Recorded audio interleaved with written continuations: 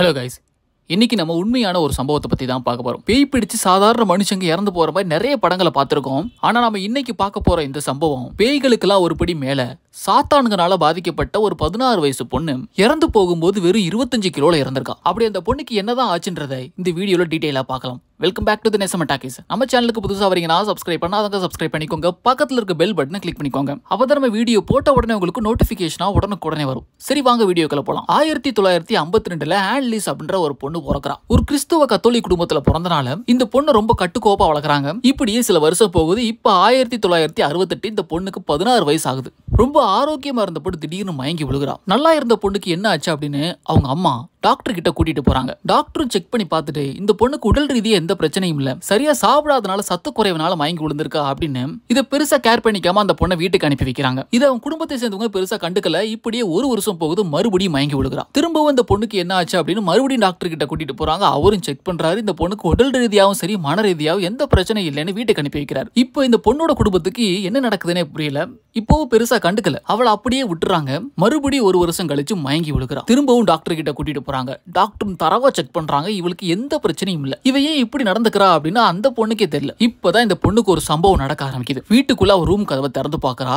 இவ கண்ணுக்கு ஒரு 2 செகண்டுக்கு ஒரு உருவம் தெரியுது. திடீர்னு காணாம போகுது. அந்த உருவத்தை பார்த்து மிரண்டு போறா, உறைஞ்சு போறா. இவ காதுக்கு மட்டும் லைட்டா ஒரு சத்தம் கேக்குது, ஒரு குரல் கேக்குது. நரகத்துக்கு வா, நரகத்துக்கு வான்னு ஒரு குரல் கேட்டுக்கிட்டே இருக்கு. இதைத்தான் அம்மா கிட்ட போய் சொல்றான். உன் உடம்பு பலவீனமாயி மயங்கி விழுந்துகிட்டே இருக்க, அதனாலதான் உனக்கு இப்படி எல்லாம் தோணுது அப்படின்னு அவளை சமாதானம் பண்றாங்க. இந்த பொண்ணு சொல்றத யாரும் வீட்டுல இருக்கிறவங்க நம்பவே மாட்டாங்க. இவ இப்படி சொன்ன கொஞ்ச நாள் கழிச்சு நைட் நேரம் வீட்டுக்குள்ள யாரோ நடக்கிற மாதிரி சத்தம் கேக்குது. பதறிப்பி இவங்க அப்பாவும் பாக்குறாங்க. இந்த பொண்ணு அண்ணாந்து எதையோ பாத்துக்கிட்டே இருக்கா. இவங்களும் பயத்துல அப்படி என்னதான் பாக்குறான்னு போய் பாக்குறாங்க. மேரி சிலையை தான் பாத்துக்கிட்டு இருக்கா. அப்ப முகத்தை பாக்குறாங்க.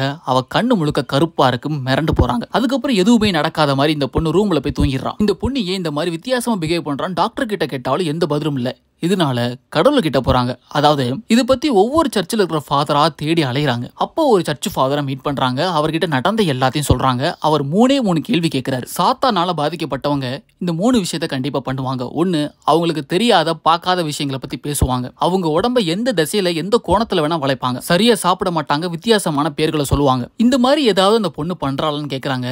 அவங்க எல்லாத்துக்கும் ஆமான்ற பதில மட்டும் சொல்றாங்க. உடனே அந்த சர்ச் ஃபாதர் சர்ச்சு கிட்ட பர்மிஷன் கேட்டு அந்த பொண்ணுக்கு பேய் ஓட்டுறதுக்கான சடங்கு ஆரம்பிக்கிறாரு. அந்த பொண்ணு கிட்ட போய் மெதுவா அந்த ஃபாதர், நீ யாரு எதுக்காக வந்திருக்கன்னு கேட்டா அந்த பொண்ணு குரல்லையே அவ பேசல. அவ வித்தியாசமான குரல்ல பேசியிருக்கா. நாங்க 5 பேர் இருக்கோம் அப்படின்னு அந்த 5 பேரோட பேரை சொல்லுது. ஆனா நீ யாரு பேசுற அப்படின்னு கேட்டா அந்த குரல் தன்னோட பேரை சொல்ல மறுக்குது. நிதானமா அந்த பொண்ணு சொல்றத கேட்டதுக்கு அப்புறம் தான் அந்த குரலோட உண்மையான குரலை அவர் கண்டுபிடிக்கிறாரு.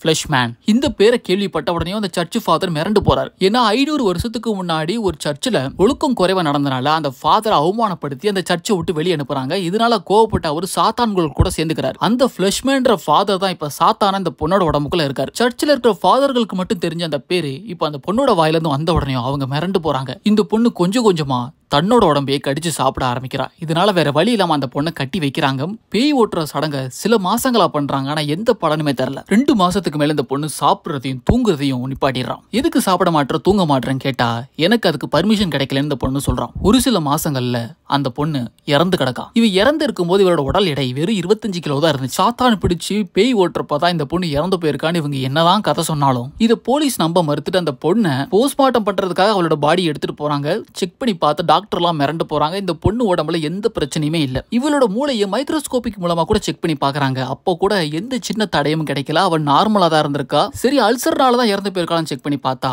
அவளுக்கு அல்சரும் கிடையாது, பசினாலே அவ இறந்து போல. அறிவியல் ரீதியா இந்த பொண்ணு எப்படி இறந்து போனாலும் அவங்களால கண்டுபிடிக்க முடியல. இந்த பொண்ணுக்கு இந்த மாதிரி ஒரு நிலைமை ஆயிருக்கு அப்படின்னா அவங்க அம்மாவும் அந்த சர்ச் ஃபாதரும் சொன்னதுக்கு அப்புறம் தான் உலகத்துக்கே தெரிய வருது. இந்த சம்பவத்தை பத்தி நீங்க என்ன நினைக்கிறீங்க? உங்க கருத்துக்களை மறக்காம கமெண்ட் செக்ஷன்ல பதிவு பண்ணுங்க. நம்ம சேனலுக்கு புதுசா வந்திருக்கீங்கன்னா சப்ஸ்கிரைப் பண்ணாதவங்க சப்ஸ்கிரைப் பண்ணிக்கோங்க. இதே மாதிரி சூப்பரான இன்ட்ரெஸ்டிங்கான இன்னொரு வீடியோல மறுபடியும் மீட் பண்றேன். Thank you and bye.